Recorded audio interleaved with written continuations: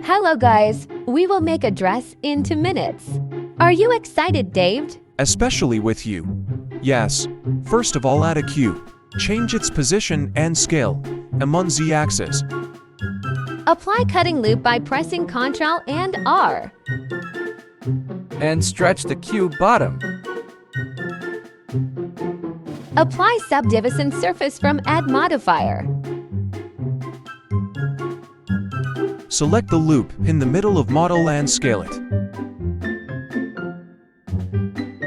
Select upper loop and move down.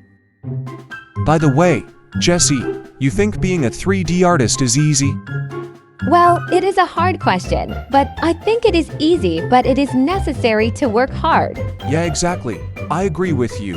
And with more practice, right? Sure, don't forget, patience is a key element of success. And making practice with us is so easy, isn't it, David? Of course, Jesse. You are right always. Let's turn back course. Scale dress throughout x-axis. And add loop cut as vertically in the middle of model.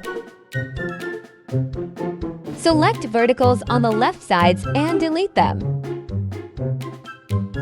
Select top face and bottom face and delete them. Select whole verticals. Apply mirror modifier from Add Modifiers. To click to clipping is really so important, isn't it, David? Exactly, Jesse. How to fix the back of the dress, Jesse? Well, we need select some edges and increase mean crease value from item segment. Oh wow! Amazing!